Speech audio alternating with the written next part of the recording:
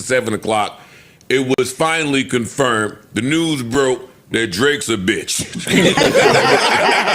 Really, I'm about to come in here and fucking word me. That was easy. Yeah. That's the point. Oh, he went to court. He lost. The same shit that I told y'all 11 months ago rang true yesterday at around 6 o'clock. Corks were on the side of hip hop, man. Some tweet was going around that said Drake lost the nigga way and the white way. Drake calls you tonight, and he could. I'm not talking to him. Some niggas got bad juju on them. Okay. Don't put me in no conversation where I have to talk to people that I believe have bad juju. If his juju's bad. I'm not disagreeing with you. I guess mob ties. All you niggas that's out there, y'all killing people, y'all shooting kids, and then want to come to the party and dap me up. I don't need that exchange of energy. Aubrey, man. Make some slaps, man. Yeah, that's it. Stop being a bitch. Low carb, high protein. You got this. Go to the fucking embassy. Call up some women in their 30s, preferably. Light the hookah up, some white wine. I mean, we seen you bartend, nigga. Bartend. Do some make some drinks for the baddies, nigga. Chill, smoke some hookah. Just bask in your glory of what you've done already. Don't step on your own dope. Call steak. Ask for 79% of the company now. Yeah, I don't even think my beef wouldn't even be in music. I would be pressing everybody else. Yo, I need 98% of your whole company. I'm Drake. The whole shit. The plane ain't enough. The plane ain't enough no more. I don't need that plane. I would be running around sticking people up off the equity I built in music. Everybody, welcome to the show. This is your host here, Lord of Lips. With another installment of a live stream. Let's get our engagement up. You guys know the deal. Like, hit the bell where you see a bell. Go ahead and hit the bell. So subscribe to the channel. Share the page. Tell a friend to tell a friend. I do want to give a shout out to all the people over on my Facebook page that gave a follow and a like to my professional page over there at the No Dos podcast page on Facebook. So I do want to show a little bit of gratitude and thank everybody for that, as I try to grow this channel and stuff here. So, but yeah, we just heard from Joe Budden with news coming out about the dismissal of the Drake lawsuit. And as you guys see here, my thumbnail for this episode is Mr. Lucien Grange, who has caught another body. No pun intended, but really the winner in all this, and we'll get into kind of like some of the details of the lawsuit and stuff back, or the dismissal of it. But the real winner in this is Mr. Lucien Grange, quiet as kept. And Joe Budden here just said that Drake needs to stop bitching, essentially, which, is what it's been majority of our thinking process, at least people that follow this channel here. This whole, I think it's been about 6-7 months for this lawsuit dragging out. I personally think he's using it for PR to help roll out. I mean, I think he's obviously saving face and stuff like that and trying to protect some of his business assets. But I think a lot of it is that he can't really gain some of his footing on where he is within the ranks of the culture right now. So he's trying to like ground himself and try to fill out where he's at. And that's what I thought the whole album with Party Next Door and stuff was. But ultimately, like I said from the top, it was a frivolous lawsuit. I didn't think it really stood a chance, especially when you're going up against a conglomerate like UMG, Universal Music Group. I mean, and maybe now we do know that he's probably going to appeal. This judge did dismiss this on Thursday, but I believe that Drake and his team said that they are going to appeal this. Go figure. But the lawsuit really didn't have much legs the whole time anyway. You're suing for defamation, which in and of itself is a hard case. Defamation is one of the hardest things to prove in the court of law, just casually on the street or in your workplace or anything like that. Defamation is such a particular, you have to be able to prove beyond reasonable doubt without any beyond any measure that somebody has defamed you and it's cost you financial harm or physical harm or any of those things. So defamation outside of the entertainment and arts industry is already a hard thing to prove. But when you start mixing it in with the entertainment industry, and it's a very, very, very, very tough sell. And then to top that off, you talk about putting a defamation lawsuit on top of rap. And then to top that off, you talk about putting a defamation lawsuit on top of a rap battle where you're going back and forth with somebody. To sue for defamation is literally asinine. So, I mean, I know it's kind of beating a dead horse. We covered it on here before, but I thought that the lawsuit was frivolous. Didn't stand a chance. I thought it was just him saving face. I don't genuinely think if he really, I mean, I don't know. It's really tough with Drake because sometimes it does seem like he gets bad information from his team. And I don't know who is milking him. Like, they're alleging that Alex Shapiro was milking Diddy. Or no, was it Brian Steele? One of them lawyers was milking P. Diddy because they had Diddy thinking that Diddy had booked before the sentencing on last week for the Diddy trial. He had booked like meetings and stuff like that as if he knew he was going to be out. So I don't know. Diddy must have got some bad information as well. But I think Drake does get a series of bad information this whole time. I mean, he's a horrible chess player. That's what it comes down to. That's why I knew he was going to get his clock cleaned during this battle, because I think Kendrick is a high echelon chess player when it comes to strategic moves within the industry and stuff. And I think Drake is literally one of the worst chess players. We got some comments. Yeah, he had a horrible team. That's what Lane said. Why is this not in the frame? And yeah, Drake has a horrible team surrounding him. That's just what it really comes down to. I think a lot of people are just milking him for his money and his assets and stuff like that. I wouldn't be shocked. Drake is going to, I mean, between these lawsuits, between the civil lawsuits and stuff that he has faced, and the gambling thing with Stake, the partnership with Stake, where he's putting up a lot of he puts up a lot of Stake's money, but he has a gambling issue and just different things like that. Drake will end up, bro. One of the things that I found interesting on this Joe Budden episode is that they talked about, I don't have it on my page right now, but they talked about this whole idea that UMG was going to retaliate. Like, this wasn't UMG's retaliation. The retaliation for UMG begins now, to try to put Drake in place. And I want to know your guys' thought on how you guys feel.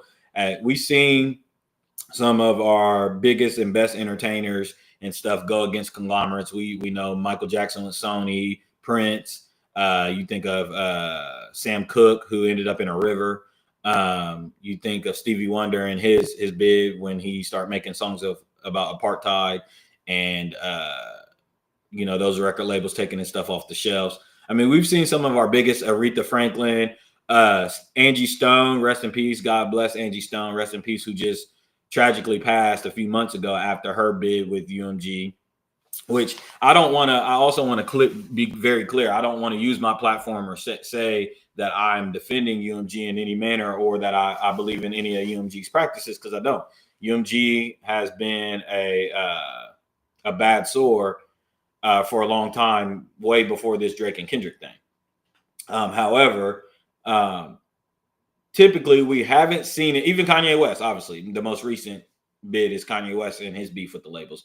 We haven't seen a artist or a actress or actor or any of these people that fall underneath this Hollywood film industry, especially when it comes to UMG and Universal and these big conglomerate groups, go up against the I will give y'all one anomaly, and I think that anomaly may have been Taylor Swift.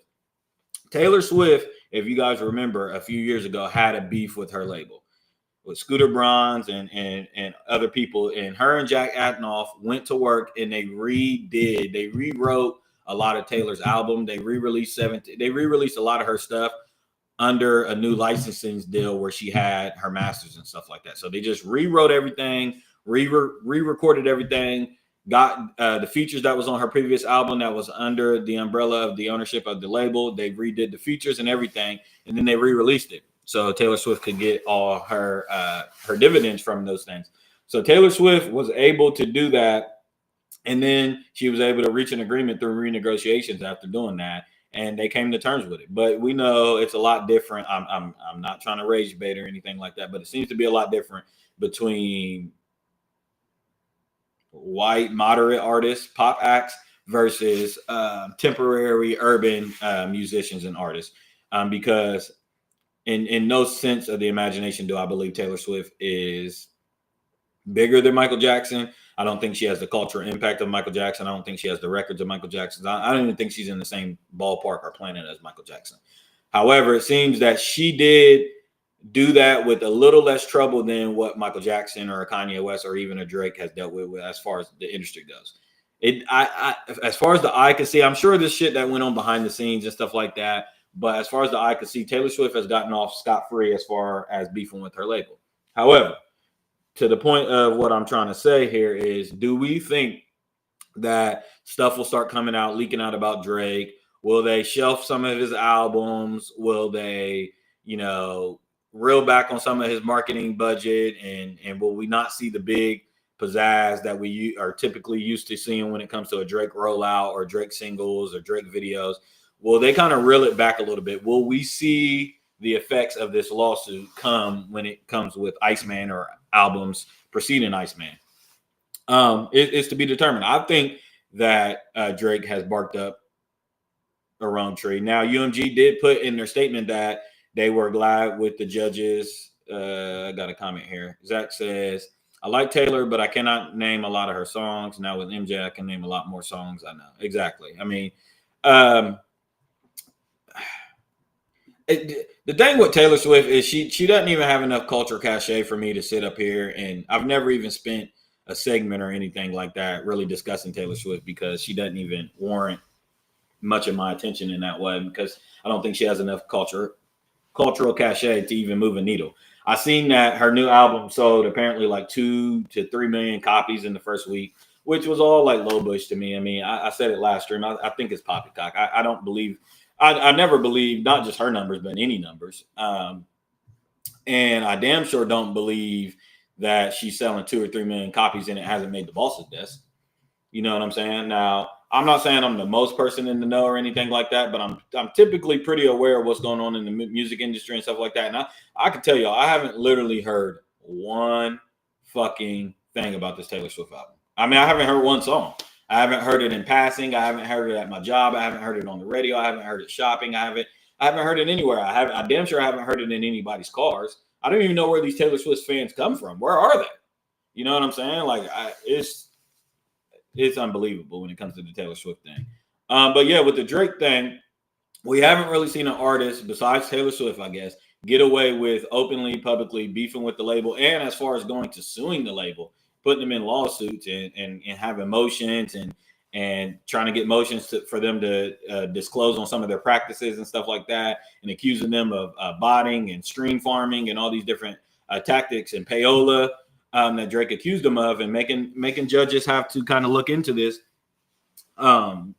Will we see them give him a little pow? You know what I'm saying? And what is the fallout from Drake, this dismissal from the lawsuit? Now, we know, like I said, he's going to appeal this lawsuit, but he's probably going to lose again. They'll probably dismiss it again. I don't even think they should waste, because the judge took their good time. I think they reviewed it for 4 months or so, and then they released that 32-page, I think 32 or 38-page document going over each step on some of their findings or lack thereof, and the reason why they dismissed this case. So I find it hard that he'll be able to appeal it and then find some legs to be able to get the motion to continue after the appeal.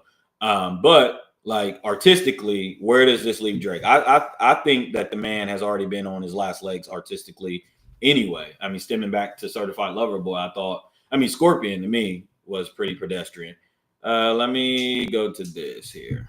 This is one of the reasons why the judge dismissed the case here, citing that it was a rap battle and Drake asked Kendrick to use these lyrics. People keep forgetting to mention tailor-made freestyle. Like, if you're in court, can you imagine? I would love to. I don't hope it doesn't get there, but I would love to see this. Like, someone on UMG in court, and they're like, "Well, he said that Drake likes young girls and A minor and certified lover boy, certified PDF," and then someone from UMG goes up and, "Well, can we reference back tailor-made freestyle where Drake, in the voice of Tupac, said, 'Say that he likes young girls. That's a gift from me. I heard it on the Button podcast. It's got to be true.'" I just imagine that happening, because Drake technically, well, Tupac as Drake as Tupac. I want to know because I had an issue with it when it was happening with the whole. A lot of people like the Drake tailor-made freestyle, and I understand it from like a strategic thing. I thought it was clever because if you guys remember the timeline, Drake had put out push-ups and Kendrick still didn't respond. So a few, I think that Friday, or like a couple days later, Drake ended up doubling down. Drake tried to back-to-back Kendrick. He ended up dropping Taylor Made Freestyle before Kendrick came out with Euphoria or anything. So Drake did push-ups, and then he did Taylor Made Freestyle and was talking. He was popping his shit. He was popping that shit on Taylor Made Freestyle. So I thought from a strategic point of view, it was kind of interesting to see him double down. And it was like a bravado. It was like a pound your chest type move. And I was just like, okay, like, you know, Drake really wants his battle. And he got on Taylor Made Freestyle and said, you ain't hiding. I don't want you disappearing again. You ain't getting away with going back into your shell. But I always had a beef with my thing was the Tupac thing. Even before Kendrick allegedly called the Tupac estate to get it down and they flagged it and all that stuff. Immediately when I heard it, I was just like, nah, I don't like that. I don't like that. But there does have to be a conversation. Lane says this is his best diss track, in my opinion. Put the West on his back as pressure. Yeah, so that is what Drake's angle was. He was trying to apply pressure to Kendrick Lamar using West Coast legends like Snoop Dogg and Tupac. And I think it was just Snoop Dogg and Tupac he put in there, using them to pressure Kendrick to respond and kind of angling it like, oh, you got to do this. You got to represent for the West Coast. So I get it from that point of view, but I think people need to look at these scopes a little bit bigger. Now, I do know Kendrick kind of ushered this in when the Heart Part 5 to me really is a pivotal moment in hip hop, because that whole artificial like AI face swap shit that Kendrick did on there, it started to like, it was like he was premiering that and then it rolled it out. And I know we talked about on here 2 years ago, the meta, I can't remember oh shit, I had an incident. I can't remember the robot's name. It was an artificial intelligent thing that the label signed and tried to make an artist. I can't remember the person's name, but the industry has slowly tried to integrate this wave of artificial intelligence into the arts. And if you guys remember, a few years ago, there was the writer strike, there was the Hollywood strikes as far as the actors and actresses getting all together and fighting for a lot. Not only was it about the pay and different things like that in the markets, but it was also about usage. It was about likeness and usage. That was a lot of their beef, because they seen this wave of artificial intelligence coming in to replace these artists. So, and you're getting in, go ahead, boy, move. Go on. You're getting a lot of these labels and different studios and stuff trying to replace actors and replace writers and replace musicians and stuff like that. So a lot of my beef with the Taylor Made Freestyle was, here you have at the height of the two biggest artists in the world going on a rap feud, and you're using Pac's voice, artificially inflated Pac's voice to diss Kendrick Lamar. I didn't like it. I really did think it was distasteful during the time. Like in real time, I did not like the move.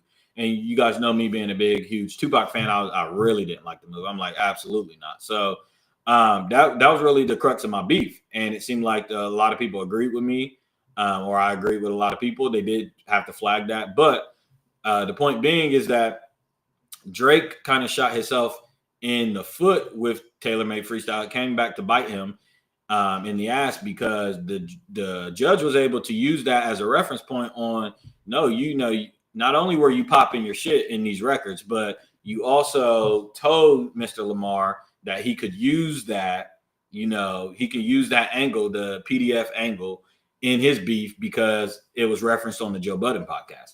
And so for all these people trying to frame Kendrick as this pedophile accuser or PDF accuser of Drake that don't have no merit or anything like that, I've told you guys on this stream countless and countless of times, this rumor has been out there. Kendrick did not chart a new territory when he called Drake a pedophile at all. This had been joked about. This had been rumored. Joe Budden led the way on this. A lot of other independent podcasts. I've come on my channels and said it. I've said it in jokes to friends and shit like that. We've all talked, not we've all, but a lot of people that follow this space and follow hip hop have kind of alluded to the fact that Drake was hanging out with young ass people. Then he started hanging out with Yachty. and all these the new young crowd and trying to suck off their energy and the streamers and shit. And everybody it was around the time with Certified Lover Boy and For All the Dogs. Everybody started looking like, dude, like, you're 39 years old. Like, why are you hanging out with these 22-year-old streamers and shit like that?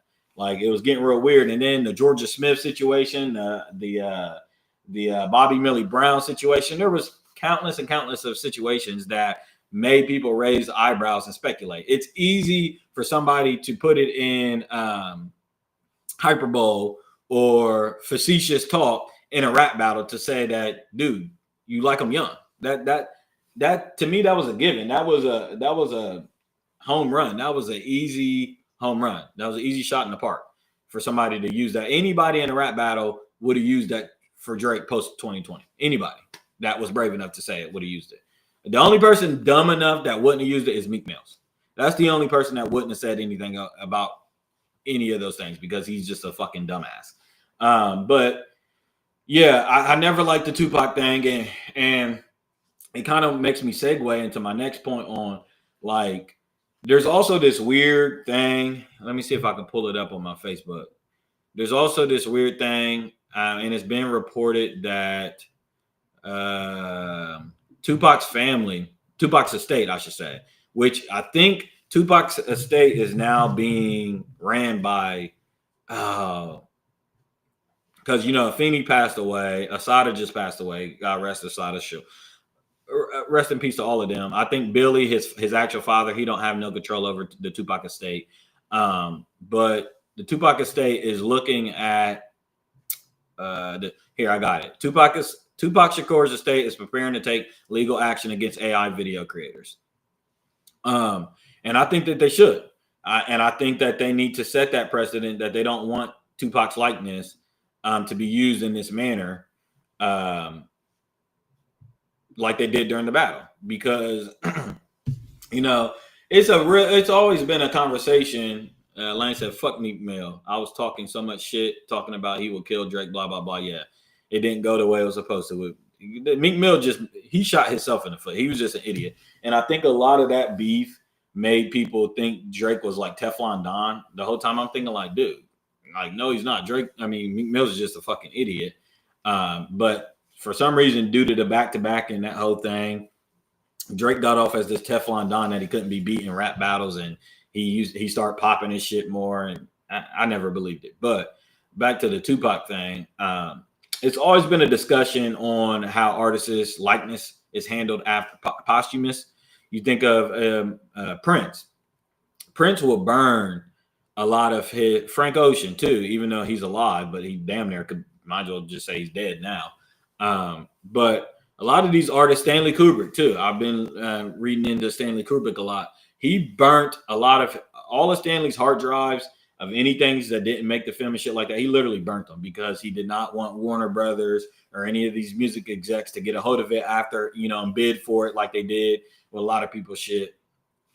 He was trying to keep Nicki or something. Yeah, he was keeping it light. But a lot of these real renowned artists and directors and creators and stuff like that, it's always, they have to get it in legal writings, and then the labels will go far and deep to bid, auction your shit and get it in different hands and stuff like that. You think Michael Jackson and how they did a lot of his catalog, and you think Aaliyah. Artists' likeness is very, very important to them in their estate. And if you're not careful with how you bid and negotiate your contracts and stuff like that, your likeness can be in the hands of your record labels for hundreds of years. You know what I'm saying? Like, they can own your likeness for the rest of the bit. And then now in the 21st century, in 2025, with the rise in artificial intelligence, let's use Michael Jackson, for instance. If Michael Jackson's estate doesn't have any control over his likeness, right? They don't have no licensing control over anything. That Michael Jackson's music can be used on commercials. It can be used in movies. It can be used here. It can be used there. If they don't control that and the label does, now you got artificial intelligence and you don't got nobody stopping them from putting music out with this artificial intelligence that Michael Jackson definitely didn't want out. You know what I'm saying? And literally using his likeness to say shit he wouldn't have said. He could come out and and denounce his comments on Tommy Mottola, who he called a white fucking devil, called him Satan in the flesh. Tommy Mottola, yes, you, Tommy Mottola, called you a fucking leech. Yeah, man, it's always been a big fight, but it's a really, really, really urgent and big thing now because, like I said, the artificial intelligence thing. So I think with I think it was Sora 4 and a new version of ChatGPT and OpenAI just rolled out right over the past couple of weeks, and I think every time they roll out these new forms, they start. I told you guys how the internet was given to us through the military industrial complex, right? I talked about that a month ago or so. And like when they roll these things out, they give us like they give us the pork of it. They give us the scraps of it, of the high budget shit that they control. But they because a lot of technology isn't just about the actual workings of that technology. It's also about how you centralize it or decentralize it, legislation, is it a danger to society? All these different things they have to consider when you're talking about rolling out different forms of artificial intelligence, of technology in general. So like these cell phones and stuff like that, they got to pass through different legislations and a whole different board of thinking, because it's like they got to weigh the pros and cons on what it might do for people. In fact, I was just listening to, I can't remember who it was, but they were talking about a disclosure conference that they had where they gathered all the heads of states together and they had to vote on, I think, a 1967 retrieval program that they had where they recovered like anti-gravitational matter and different stuff like that. And they were just like, do we disclose it to the American people or do we not? And they had to take a vote on it. And I think all the heads of states kind of agreed that first they had to write out the pros and cons of disclosure. All the heads of states had to write out what were the pros of disclosing this information, what were the cons of disclosing this information. The cons ended up outweighing the pros like 75 to 25, right? They were just like, okay, there's too much bad that might come out of this versus the good that comes out of this. And so they decide not to disclose it. Same with all technology. This is how they kind of look at this. And when you talk about artificial intelligence and how AI is kind of simulating through the entertainment industry, they're rolling this out. And it's not coincidence that we get the Tupac and Biggie AI memes, and you got the Prince and Michael Jackson, and then you got they're all in wrestling. All of these things like flooded the internet last week, right? Just out of nowhere, it just flooded the market, and that's their way of throwing it out to us and getting us used to it and seeing our reaction to it, seeing how we take to it. A lot of people take the bait. A lot of people just share it. A lot of people think it's funny, and I'm not here to disseminate who's right or wrong morally on this thing. I don't think it's necessarily right now. It's necessarily a moralistic conversation as much as it is a marketing consumer conversation right now. I think that this is how they roll out. There's predictive programming or predictive, what is it called? Where how they base the algorithms on selling things and marketing and stuff like that. This whole 2020 era has been centered off of data mining. It's literally been centered off of data mining. And we remember back in the early 2020s, everybody was all up in arms about how our phones was listening to us, and you would say something on your phone about, damn, man, I really need to get deodorant. And then you would get on Facebook, and then there was an ad for deodorant. That was like the early stages of this whole, this is just one arm of this whole machine that's going on. And this is all stemming with artificial intelligence. So my whole point is that this whole rollout with Tupac, with the AI, Moses, what are you doing, dude? What are you doing? No, you can't get up here. No. You got to use it. Say hi to the camera. Say hi, boy. You got to take a poop. Get down. Anyways, this whole thing with the rollout with the AI, because I don't know what their obsession is with using Tupac. Drake using Tupac at the top, with Taylor Made Freestyle, and then you got uh-oh. Am I still live? All right, I'm back. And then you got them rolling, like using Tupac to like roll out this AI. Y'all need to leave. So ultimately, I'm with the Tupac estate. They need to, if they don't agree with what's going on, which I highly doubt that they do, and I hope that they don't agree with it. They definitely need to take legal action against it, because they're going to be using Tupac is an easy. He's the cultural cachet button. He's the easy button to use for people that are. Yeah, he said Pac is the GOAT, and that's exactly why. I agree. This is exactly why you like we literally see Pac's influences beyond the grave making its way in the artificial intelligence rollout. You know what I'm saying? Like, is it coincidence? Do you guys remember the Tupac hologram? Like, that is how they unveiled holographic abilities, and we still don't know. We still don't know how they developed that, how they've worked on that, what came about with that. That was back in 2012. Let me see if I can find the Tupac hologram. This is back in 2012. So this is like they use Tupac to roll out different intelligence and different forms of technology. And I don't quite understand the correlation yet, but I'm definitely with the Tupac estate as far as it goes of putting it down. Let me see. I got the Tupac hologram here. So if you guys remember, this was in 2012 at Coachella Festival. They unveiled hologram. So this was 13 years ago. What do you think this shit looks like today?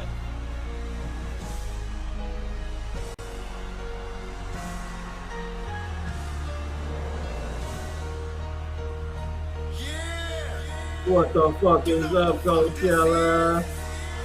What up, Drake? I'm chillin'. What's up, bro? What up, Snoop? What's up, my nigga? What the fuck? You know, Snoop will sell anybody out. That's Snoop. Let me tell you something. Snoop is the Biggie.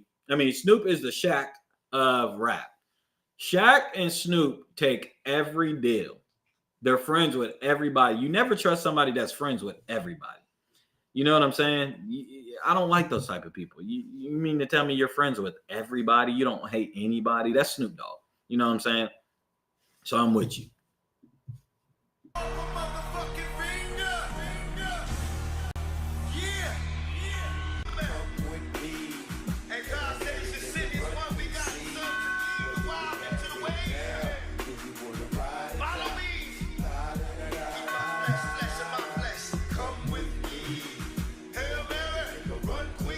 This is not Tupac. This is a hologram.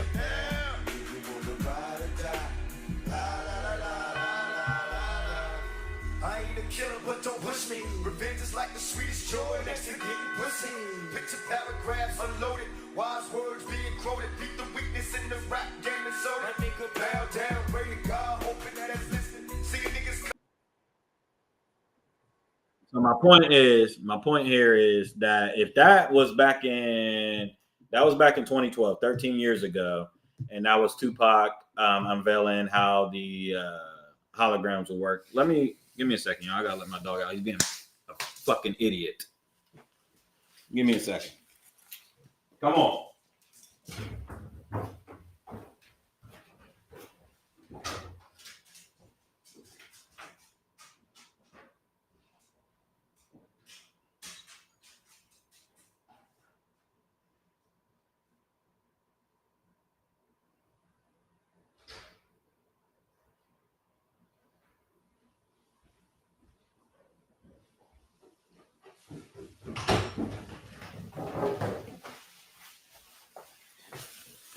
All right, I'm back. Apologize. But yeah, it just seems like Tupac and for some reason they use him as the culture cachet button to just like roll shit out and see how it works within the hip hop space and just Black culture in the community and just see how we take to it. And I think it's a way of these evil scientists, these technocrats, because if they can make their product cool, you know, and let's just be real. In order to make shit cool in American society, it usually has to have a hip hop stamp to it. Like the culture has to usually get behind something. The culture determines the fashion trend. It just is. It is what it is in 2025. Back in the 60s and 70s and 80s, it was more like rock and roll kind of dictated American culture and stuff like that. But today's society, hip hop controls a lot of dialect, all the slang, all the way we dress, the way we think, the way we walk, the way we talk, our music, everything down to a T is literally stemmed off of the culture. Like that's just what it is. So if you're Sam Altman or you're Elon Musk or you're Larry Ellison or you're Oracle or you're any of these entities and stuff like that, and you're trying to roll out and kind of see how the market will react to a hologram or artificial intelligence and stuff like that.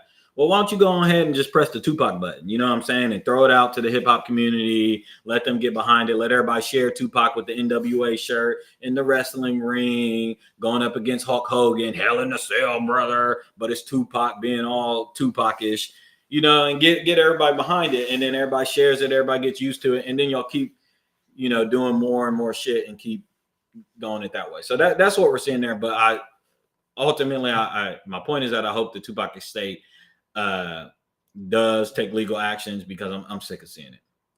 Let y'all gotta let Tupac rest in peace. I ain't gonna lie to you. Tupac died.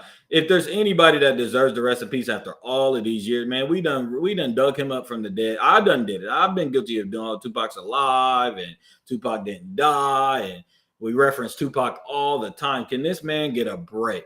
I seen something that was funny that said, man, them graphic at the mall, them graphic tee designers need to give Tupac, Aaliyah, Selena, and Ice Cube a fucking break, man. Like, please give them a break. And that's real fucking shit, bro. The graphic tees, the amount of Tupac graphic tees that are out there, or Ice Cube graphic tees, or Selena graphic tees, and Aaliyah graphic tees, is like, my God. Where's all the other graphic? I thought Drake was the biggest artist. Why don't we get no Drake? There's no Drake graphic tees. Anybody wear Drake graphic tees? You know what I'm saying? Where's the Kendrick graphic tees or Cole graphic tees or Kanye graphic tees? It's always Tupac. It's always Ice Cube or NWA. It's always Selena, and it's always Aaliyah. It's always them. I mean, you'll see a Nirvana one. You'll see a Mac Miller. Mac Miller, the graphic tees for the swimming era, Mac Miller, those are popular. Those are heat. You got the circles, and then you got the swimming one. So, but like, damn, they always wait until they like leaning on you to die. But I don't know the Ice Cube thing. Ice Cube ain't dead, but he gets a lot of them. Switching gears here. Zach said, I still think Michael Jackson might be alive. He went through so much shit, so I would not blame him if he wanted to fake his death. Oh yeah, man, that's a topic for another day. And I think he might have changed his name to Mikael. Mike has a whole different side of him that a lot of people don't know. What did I want to talk about? Let me see here. What you guys want to talk about? Give me something. Oh, before we get off the hip hop topic, I do want to say, and this is to help with Lane. It was a year ago, a couple of days ago, it marked a year ago since J. Cole had released his Port Antonio track. And not only did that age like fucking milk, you know what I'm saying? But I told you guys I don't want to waste no opportunity to. He said, how old will Mike be? Mike would be, I think he was about to turn 60. He turned 63 this year or something. Let me see. I'm pretty sure Mike turned 63 this year. How old is Michael Jackson?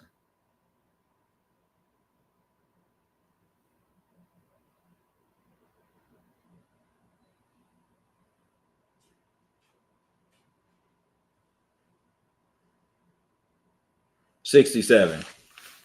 I thought it was 63. Yeah, he would have been 67, which is crazy. Mike at 67 is crazy. Man, I cannot believe him and Prince didn't even live to their 70s or 60s. Like, god damn, like that's kind of fucking bizarre. Man, you got Stevie Wonder still kicking it. You got motherfucking Morgan Freeman still kicking it. You got Samuel Jackson still kicking it. I can't believe you got motherfucking Lionel Richie still kicking it. but y'all couldn't give us Mike and Prince into our 70s. It was too much of a threat. I ain't gonna lie. I ain't gonna hold you. And if you think Kendrick, well, Kendrick might live long. Kendrick ducks off so well. But oh, you said good track, bad content as far as the Port Antonio. Yeah, I mean, even the track that J. Cole released called Clouds, but J. Cole just suffers from the middle child syndrome, y'all, and it annoys me so bad because I can't stand that. I was a middle child. I was a middle child. When it comes to my brothers, I'm the middle. And there is an element of feeling like a middle child. You know, like you feel like torn, you know. There's the baby boy, there's the older boy, and, you know, yada, yada, yada. You feel like Jello. You know, Jello's a middle child. However, you know, this whole idea that you got to like acquiesce to that or like subscribe to that is so whack, bro. Like this whole idea of putting Drake and Kendrick in the text thread to try to get them to amend their relationship. You trying to get them on the first person shooter song together. You choosing you like being like, bro, we all know you can't straddle the fence in war.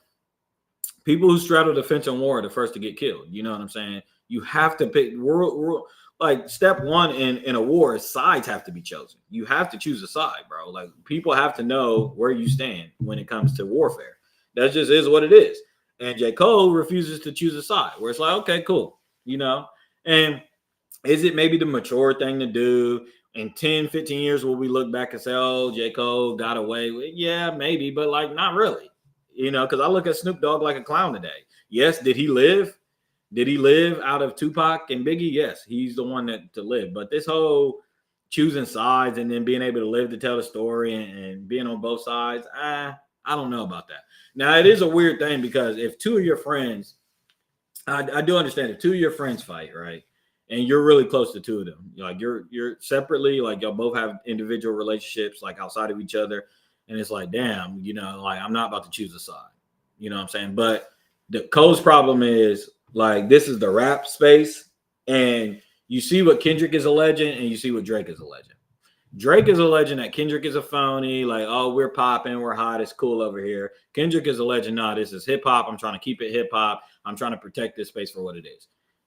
J. Cole, so lines are being drawn here, and here you go on Port Antonio talking about botting, and I just don't like it, man. And I really don't like how you're going on 5 years without an album, and no one's applying any pressure to you like they should be. No one's saying anything. No one's saying, where's the J. Cole album like y'all were with Ken? You know, J. Cole just gets to like be involved in a feud, duck away from the feud, and we haven't heard from him since. We literally haven't heard from J. Cole since April of 2024, y'all. Like we're going on 2 years of not hearing, like he just gone after, like it's the most scariest shit I've ever seen in my life. The funny thing is, man, me and Lane was listening. We went back through the tracks this weekend and shit, and I'm like, bro, like Kendrick really put a hex on the industry, y'all. This nigga really put a hex on the industry, and I always knew that, but I didn't really know that. If you know what I mean? Like, bro, like I was always obsessed with like 616 in LA and Man at the Garden and Reincarnate. These songs were like, if you catch this new era, Kendrick, bro, a few songs, especially in 616 LA, he's literally praying on these records. Like he goes into this state of praying. Like in 616 in LA, he prays to God that he's about to smoke Drake. Before he smokes Drake, before Not Like Us and all this shit comes out, Kendrick literally is praying on a record, begging God for direction before he smokes him.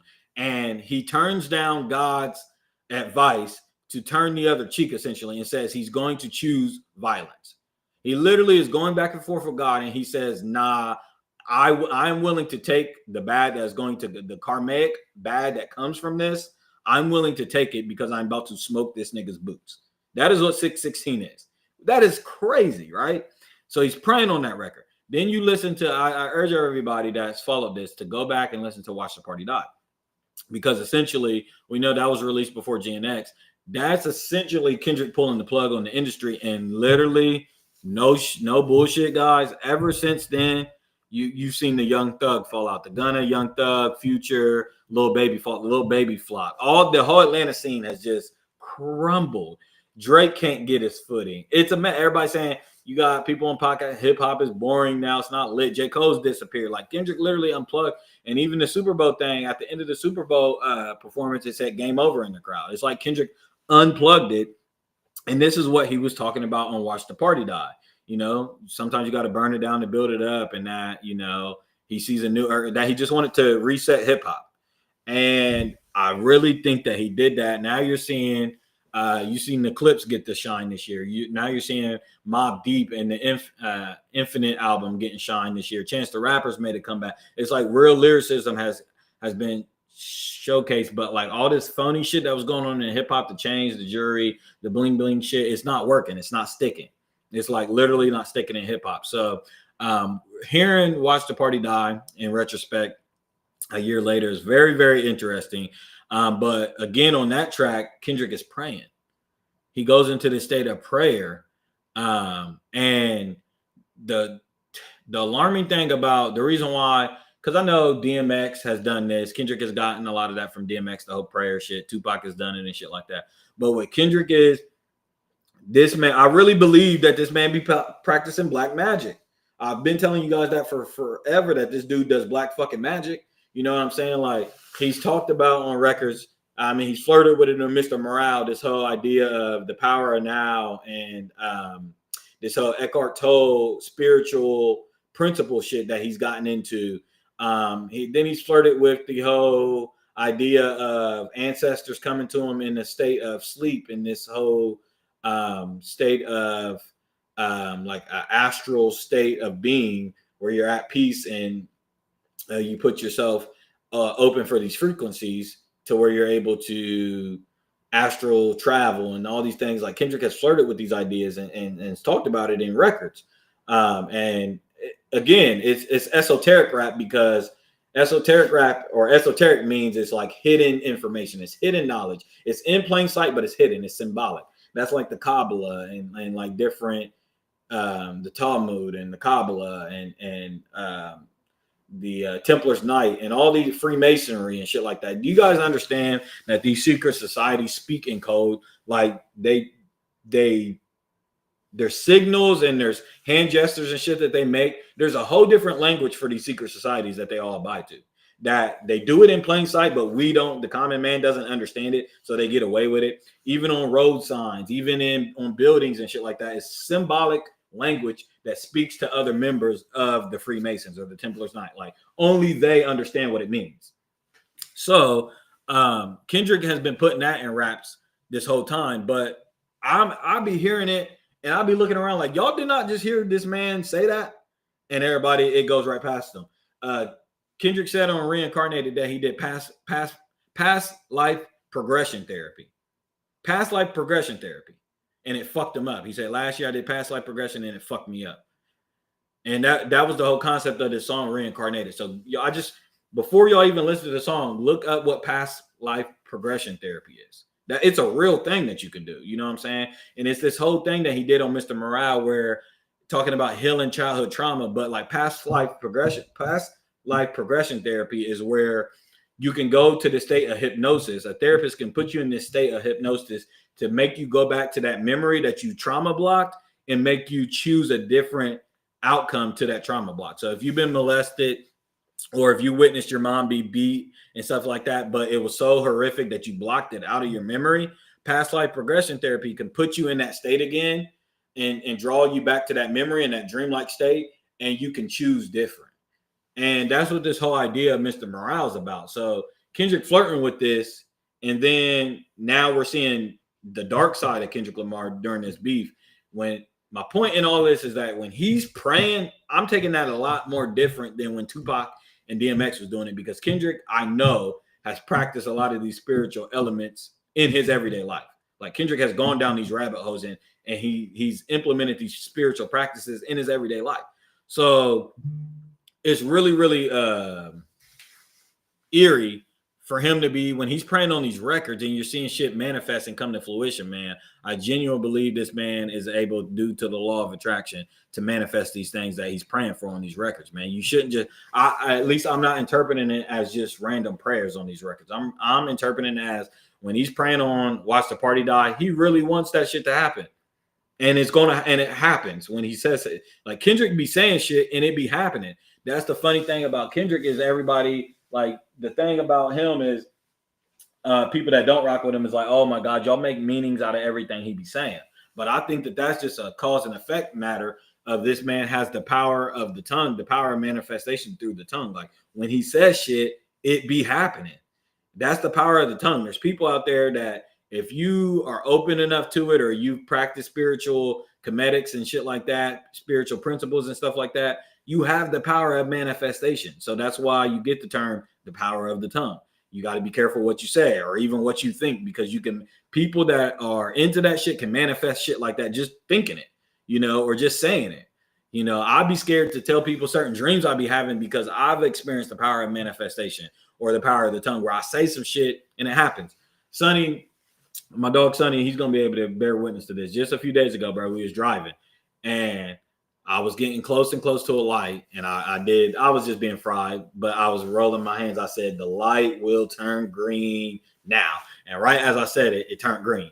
And he looked at me like, bro, you're fried, bro. Like, no way, bro, you're fried.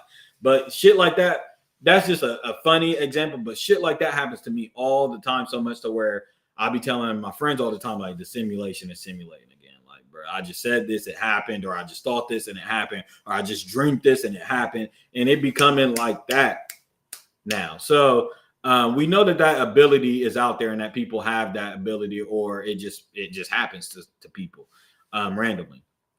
So my whole point is that, like, Kendrick, I was wondering when the loss was going to come. I was talking to Hunter about it. I'm like, bro, there's no way this man can continue these dubs, because me and Hunter are really, really big on the law of averages. We're really big into universal laws, the 12 universal laws, like the law of manifestation, the law of as above, so below, and the law of averages. We use it through our sports predictions. This is how me and him be predicting, having our sports takes. We're like, no, he's won too much. That ain't the story. He ain't going to win 4 straight championships, because you don't. No one goes through life unblemished, because you don't. So with this Kendrick thing, we're like seeing him. He's going on a 2-year run now where it's been unblemished. Like, with the world watching him, he's moved flawlessly. You know what I'm saying? Win after win after win after win. We've never seen in hip hop. People are saying it's the greatest hip hop stretch of all time. I think it's the greatest stretch of hip hop of all time. I think it's better than 50's run. I think it's better than Ye's run. I think it's better than Pac's run. I do. I think 2024, 2023 to now or whatever, this run has been unblemished. The Super Bowl performance, the records, the selling of the album, the classic album, the beef, the flawless victory. Now you're winning. You won the lawsuit. All types of shit has been flawed. Now you're doing the tour. You're breaking all records in the tour. The tour is smash. It's just win after win after win. So my brain is trained to start looking for the loss in this. I'm like, a loss has to be behind this, because universal law says so. Universal law says that it's the law of averages. Like, you know, he has to come down to earth. He has to come down to earth, right? But then that's when I'm starting to listen to these prayers, and I'm like, man, if this man is really into black magic and shit like that, maybe not, man. Maybe fucking not. I don't know. It's a real scary thing. So that's all I got on that Kendrick watch the party die and this whole J. Cole thing. J. Cole's a loser. I'm sorry. I know, Shane. I know you fuck with Cole and shit like that. And I fuck with Cole, but I don't like this era of Cole. And he can keep that album. It just is what it is. Moving gears, switching gears. Anything else you guys want to talk about? You want to talk about what's going on in Portland? You want to talk about what's going on in Chicago? You want to talk about this ceasefire thing? I know everybody wants to talk about this. I know everybody wants to talk about this ceasefire thing, really. Let me see if I got anything on the ceasefire thing on my Twitter.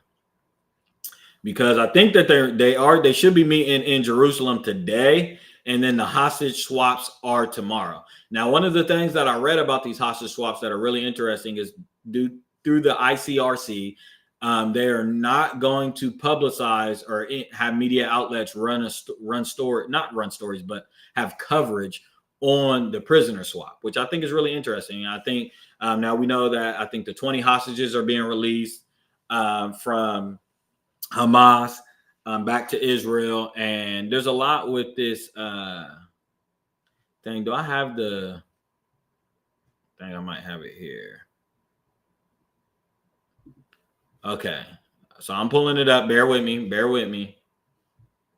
Oh, Mahadi, how you gonna come out of nowhere and say that? How you been here this whole time and that's all you got to say is a loser? Yes, he's a loser. He's a loser in this. He's a loser in this. It was time for you to put up or shut up, and you decided to bow out gracefully, dude. You're a loser. Boo. Compete. Like it's rap, dude. It's not that fucking serious.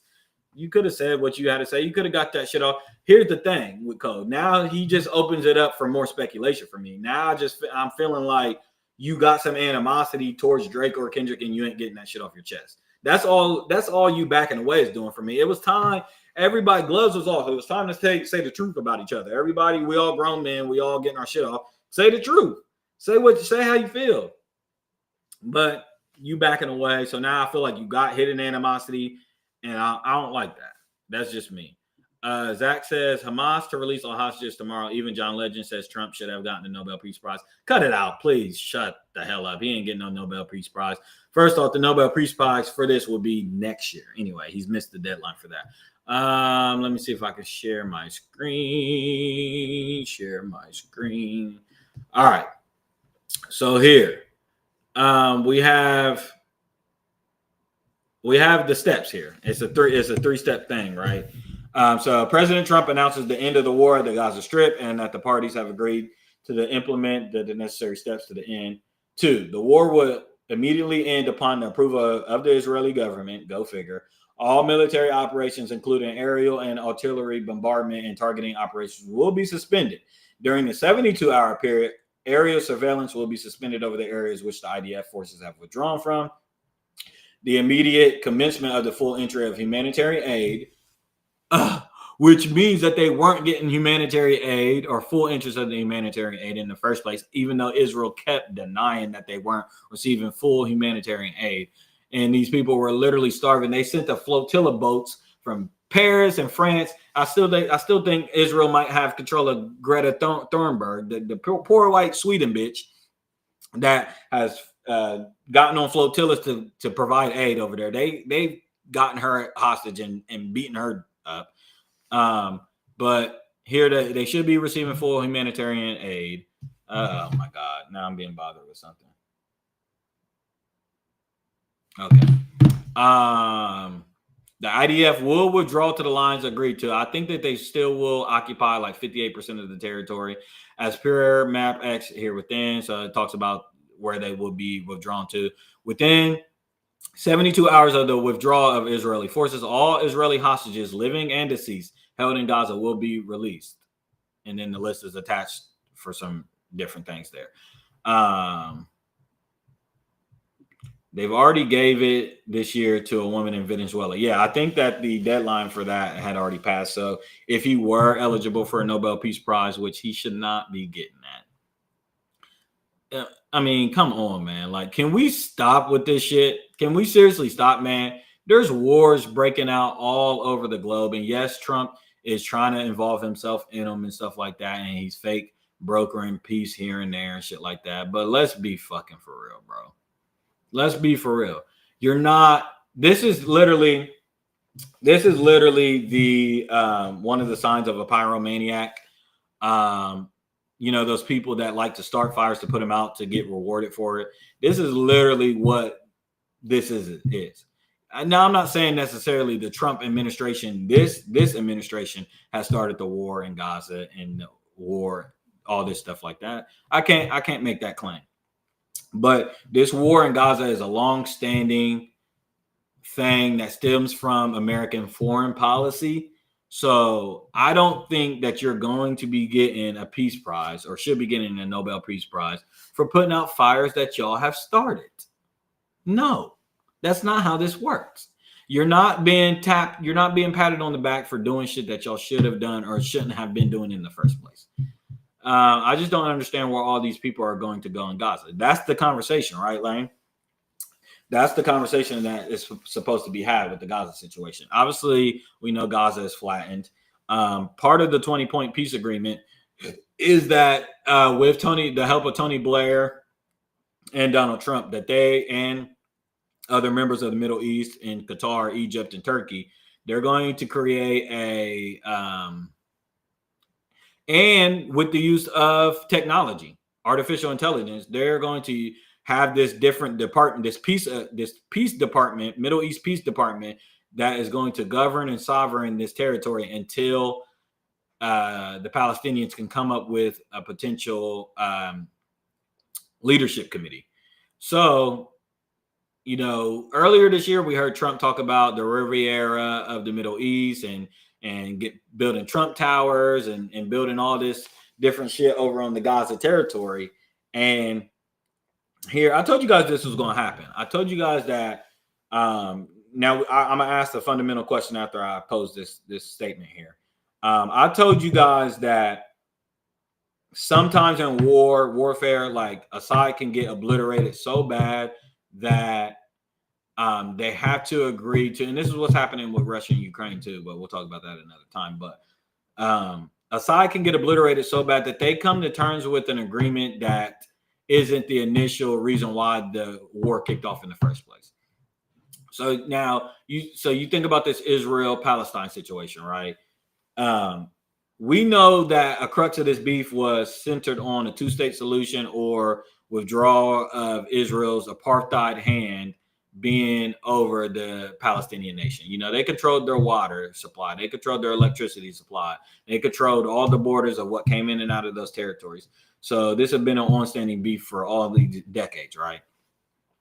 And when Hamas strikes on October 7th and comes down on hang gliders and slices bitches' throats and necks and women and children and all that stuff, that is them, you know, making a statement to the world that this is on. We want to highlight this and put this on the world stage for the world to determine who's right and who's wrong. We don't want this to be under the radar as they can continue to control the territory. Now, do I defend Hamas's actions with that? No, not necessarily. But the reason why Hamas then takes the hostages is as a ploy to use during this warfare for negotiations and stuff like that, to bid to get what they want. What Hamas wants is the complete eradication of the Israeli government. What Israel wants is the complete eradication of the Hamas governance, right? Now, we do know that through underhand payments and stuff like that, Hamas was funded by the Israeli government. That just is what it is, guys. The Bibi Netanyahu administration was funding Hamas, right? He said that he wanted to control the height of the flame, and the only way to control the height of the flame is by him giving them the funds, as opposed to them getting funding from somewhere else. And then he couldn't control what resources they brokered. So that's what happened. Okay. So here we are 25 months later, and now we're seeing it to where Gaza has been completely flattened to the point where they have been starved and just decimated to the point where now they're agreeing to basically subsidize their territory. You know what I'm saying? Like their territory for a little bit of time is going to be governed by Tony Blair and Donald Trump. People who have already made comments of putting hotels and casinos on that territory. People who have said that the E1 settlements are fine and that Israel can do whatever in this territory. That is the hands that this territory is being given to.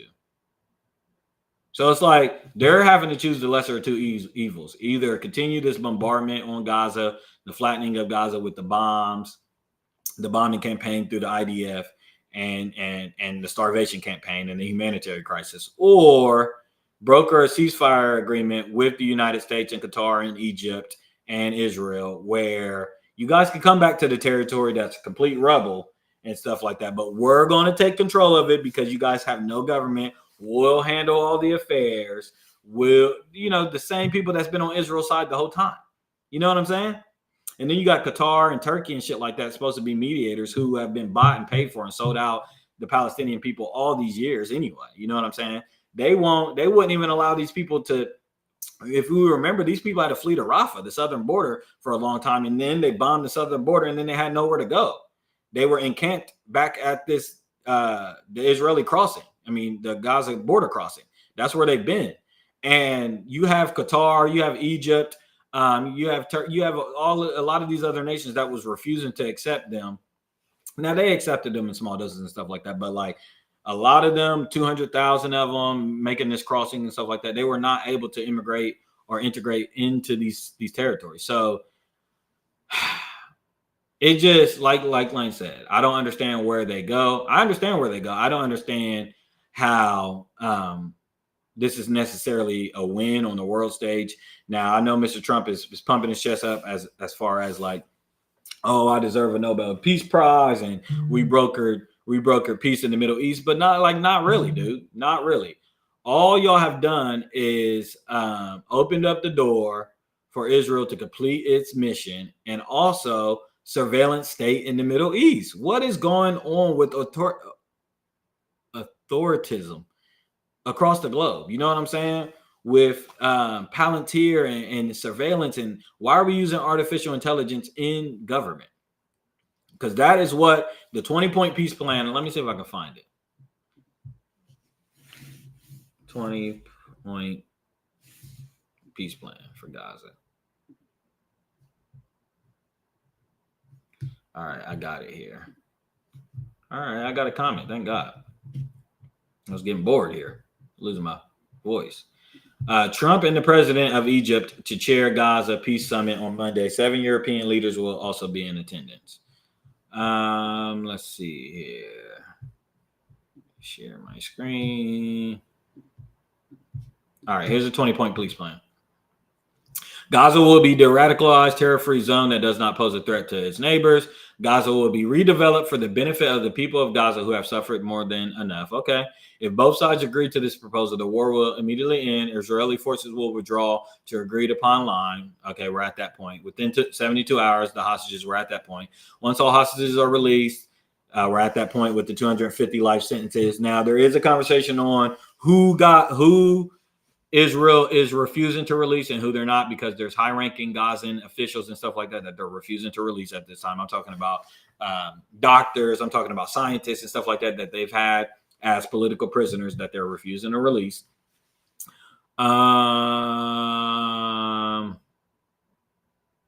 Okay. Once all the hostages are returned, Hamas members who commit to peaceful coexistence and decommission their weapons will be given amnesty. So they'll be passed by law. They won't be criminals, international criminals. Members of Hamas who wish to leave Gaza will be provided safe passage to receiving countries. Upon acceptance, this agreement, full aid will be immediately sent to Gaza. Where is it at? Okay, here it is. Point number 9. Gaza will be governed under the temporary transitional governance of a technocratic. Y'all hear that? We covered this on here. Y'all see that?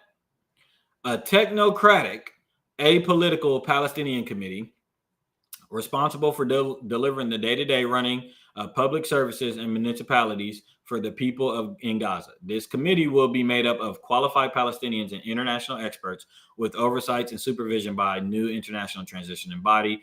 And this is going to be called the Board of Peace, which will be headed and chaired by President Donald Trump, with other members ahead.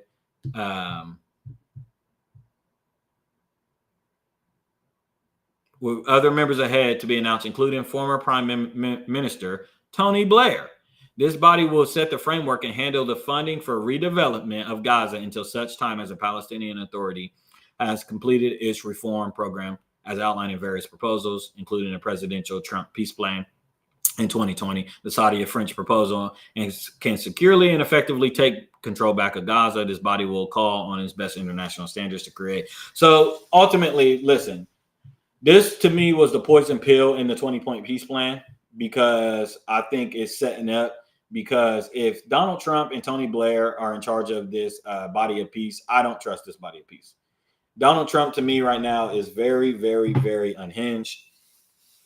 He's launching wars on citizens in the United States. And let me see. Trump was praised and Bibi was booed at Tel Aviv rally. I've seen that. Hamas prepared to hand over 20 living Israeli hostages. I'm getting all this from Politico, Breitbart, and Drudge Report. No, yeah, your reporting is pretty accurate. We got to remember that Bibi Netanyahu is not a popular. I mean, I'm not going to say popular. He's not his approval rating. If there's approval ratings, is very low within the people over in Israel. They were not happy with this administration at all either. And a lot of people, a lot of Israelis have took to the streets to protest this administration, their own administration. And then on our front, you got Mr. Donald Trump.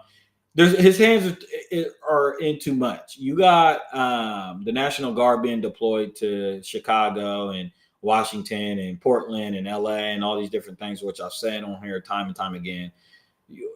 And you got the energy crisis, you got the AI bubble, you got the tariffs, the trade war going on. I don't trust Trump. Now, I will say he has made more. There's been more shit moving and shaking than the Biden administration. I felt like the Biden administration was pigeonholed because it was an election year when this really broke out, and they were speaking out of both sides of their mouth. They didn't know which one to choose because half of the country was just like, fuck this war. This war is ridiculous. And the other half of the country that they needed to steal votes from was just like, no, Israel always has the right to defend itself. So I felt like that pigeonholed the Biden administration and the Kamala from saying really how they felt. We didn't really get to see their teeth on how they felt. Bibi is barely holding on to power. His own government has to ally with other parties in the Knesset in order to stay in power. That is exactly correct. But yeah, I thought that this point number 9 is the poison pill in this, and point number 10, the economic development plan to rebuild and energize Gaza will be created by a accompanying panel. Because I even seen the panel that they had, and there was not one Palestinian, I believe, that was inside. It's kind of like the Scramble for Africa. If you guys know anything about the Scramble for Africa, where you have Britain and France and Brazil, all these different heads of states gathering up on how they was going to reline and redistribute lines in Africa and who was going to take what. But there was no African nations involved in this convention. Same thing going on with this. Like, I know that they're saying there is going to be a Palestinian officials and stuff like that and representatives, but I don't trust the correct transition of power from the Trump and Tony Blair administration, the Board of Peace or whatever. I don't trust them passing on proper governance to a Palestinian authority properly. I don't trust that at all, because again, this is what they do. They destabilize nations. You think of Libya with Muammar Gaddafi. They literally destabilized Libya, and then they place a puppet president or a puppet leader into those things that only the diplomats agree to. So if you don't meet the diplomats' requirements and stuff like that on what they want and what is in the best behalf of the United States or Western imperialism, they won't allow you. They won't let you prop up. They won't allow you to represent that government. So the person that's going to be taking over the Gaza Strip, Gaza and this whole territory, they're going to be a Democratic puppet. They're going to be a Western controlled puppet. That's just how this works. You know what I'm saying? We've seen this play time and time again. You know what I'm saying? And it's happening right under our nose again. They literally destabilize nation after nation after nation, and then they place somebody in there. You see what's going on with Assad in Syria. They finally overthrew Assad in Syria. He fled to Russia. We haven't even heard much on that anyway. You see what's going on in Syria right now. It is a mess. They're bombing Syria back to the Stone Ages. And, their ultimate goal is to destabilize that nation, make it look so bad, and then put one of their puppets in to try to clean up the mess and say, oh, my God, look. That's what they did. Libya is in a failed state. Sudan is in a failed state. Syria is going to be in a failed state. Somalia is in a failed state. Sudan is facing a crazy hunger crisis. You talk about humanitarian crisis. Sudan is in real trouble. So it's the way of this Western imperialistic format that they do. And so point 9 and 10 to me are the poison pills in this. Lane says Venezuela is looking interesting as well. Yeah, also Trump is dealing with the cartels and the drug smugglers, and he's been ordering National Guard members and stuff to just bomb them on site. We've bombed like 3 or 4 of their boats now, killed multiple people. We've accidentally bombed rowing boats and shit like that. And this is without due process. So this is where Trump is facing a lot of backlash, because you have to provide. You cannot just kill people. You cannot just do that. You know what I'm saying? You have to provide due process. Now, I know due process is more of more of an American thing, but if you're accusing them of smuggling crimes into America and stuff like that, they're offered due process. You know what I'm saying? They're supposed to be able to get due process and tried and found guilty. You can't just determine as the president these people are criminals. And this is really authoritarianism. Watch Trump put Elon in charge of redevelopment. That would be a nightmare. It would be an absolute nightmare.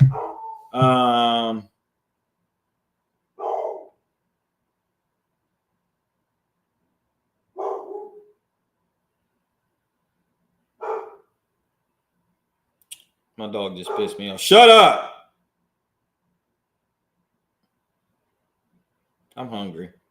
But yeah, that would be a nightmare. Those are my 2 poison pills. We'll see. The hostage exchange is supposed to happen tomorrow. I think they're meeting in Jerusalem with the Knesset today.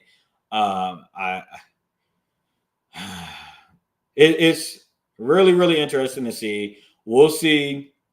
There was rumors early on Friday, I think, that the bombings didn't stop despite reports, and that Bibi Netanyahu and his administration did some shit.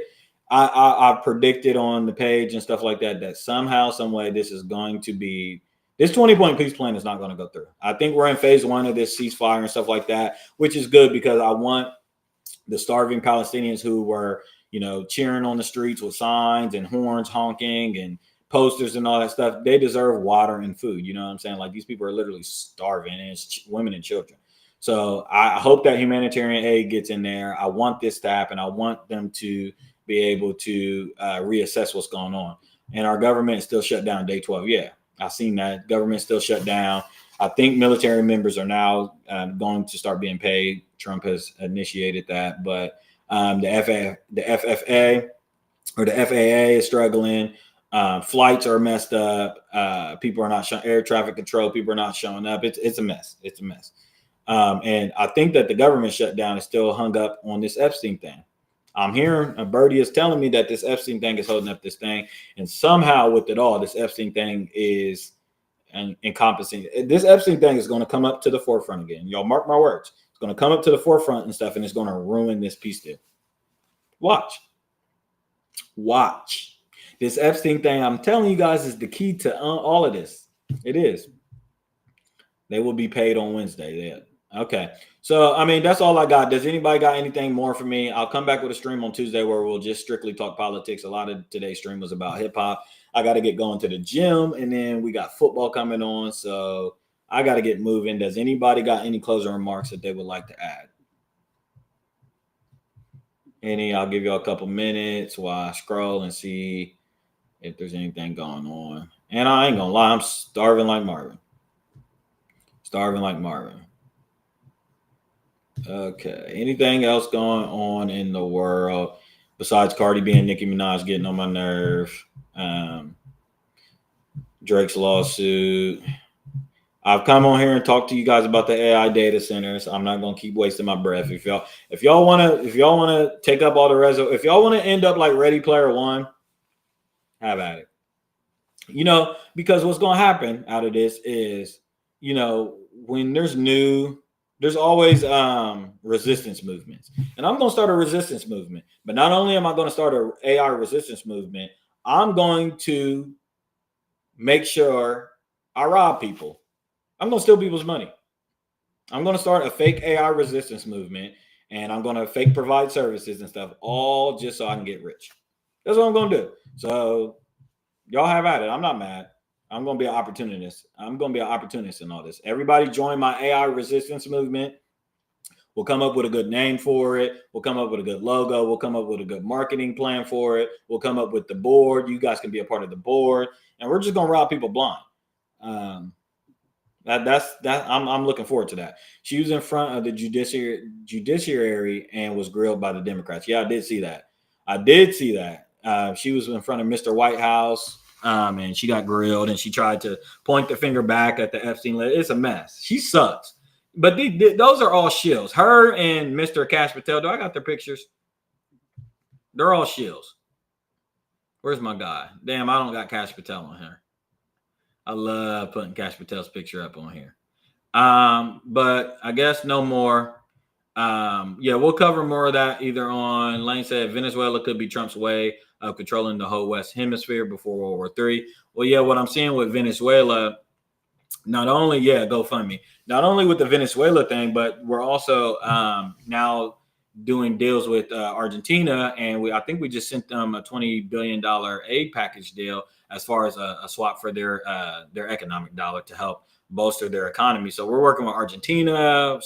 Trump is, he's still trying to get NATO in line and stuff like that. He's trying to force the hand with NATO. I think the Spain situation, Spain still doesn't want to pay that 5% lane that we talked about last year. Everybody else is raising their GDP, their defense budgets to 5%. Spain went from 2% to 2.1%, and they said, well, we're further north, we're further south of what's going on with Russia and Ukraine, so we don't think that they'll even come to our territory. So we're not going to spend as much on our.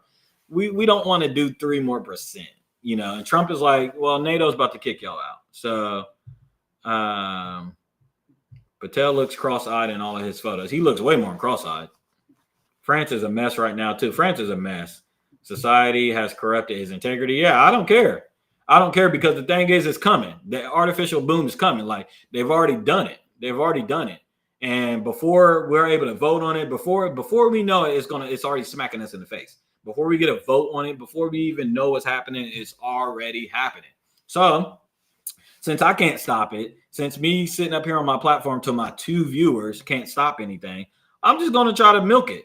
I'm just going to try to make some money off of it. So again, you guys be prepared. I'm starting a artificial intelligence resistance movement. And I think a lot of people should be a part of it. You see the people in New Jersey that go off the grid, that's been living off the grid in those encampments in New Jersey in the woods and shit like that. We're going to have to start something like that for this artificial intelligence. I'm just saying, man. He said France's prime minister resigned after less than a month in office. The president reappointed him, and now there might be elections next year in France. France and the UK and Britain and stuff like that, I'm telling y'all, they're taking the tumble before the fall of America. Our other European brothers and sisters, they're falling way before. Their shit is popping off in real life today. Like, I mean, every day, real shit going on. What we got going on, the militarization in the streets and all the cute shit going on, the homelessness and all that. No, they over there really getting it cracking. And the people of those, the people of France, the people of the UK and stuff like that, they're really on the streets. Because their First Amendment is really being impinged upon. Like, people are really going to jail. People are really being killed for just speaking out and shit like that. Macron might resign. Starmer in the UK is unpopular, and there might be an early election there too. Okay, well, Zach keeps bombarding me. We'll talk about this on Tuesday. I got to get moving. Lane, I'm on my way over to your house. Be ready. We're going to the gym. Everybody, I appreciate y'all for tuning in. We got football on the slate tonight.